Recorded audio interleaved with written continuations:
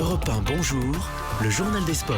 Samuel Etienne. On va communier avec l'ami Jérôme Lacroix. Ça va, Jérôme? Bonjour Samuel, bonjour à tous. Et oui, elle a eu ce matin un immense moment de communion. Oui, écoutez cette ambiance.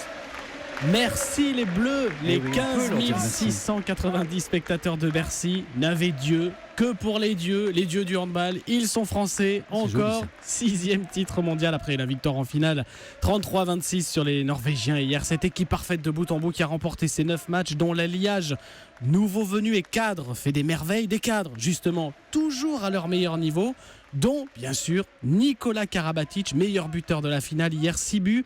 Meilleur joueur du tournoi, un nouveau sacre particulier à 2 titres.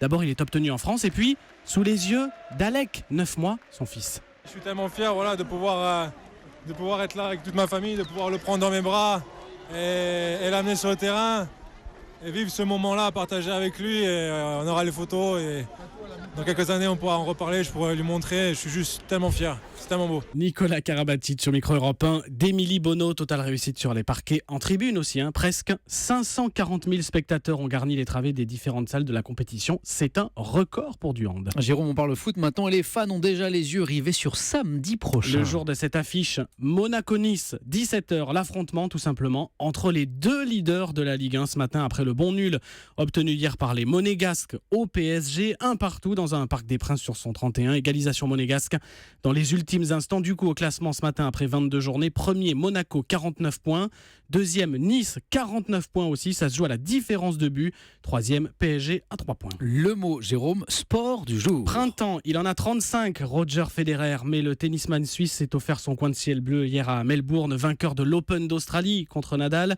son 18e titre du Grand Chelem. L'histoire est belle après 6 mois de grisaille, loin des cours pour blessure. Quand j'ai vu mon entourage, ma femme, les coachs, tout le monde aller à fond, sauter, s'embrasser, tout ça.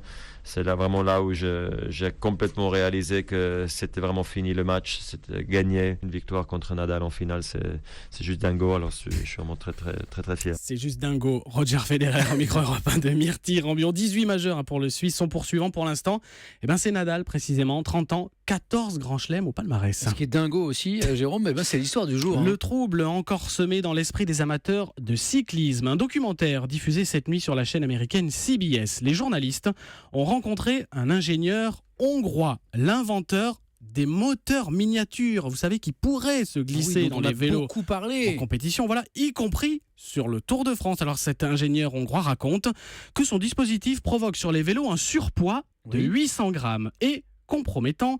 Les journalistes de CBS ont appris que lors du Tour de France 2015, les vélos de l'équipe Sky du vainqueur Chris Froome étaient plus lourds de 800 grammes, justement. Un porte-parole de l'équipe britannique a immédiatement opposé un ferme démenti.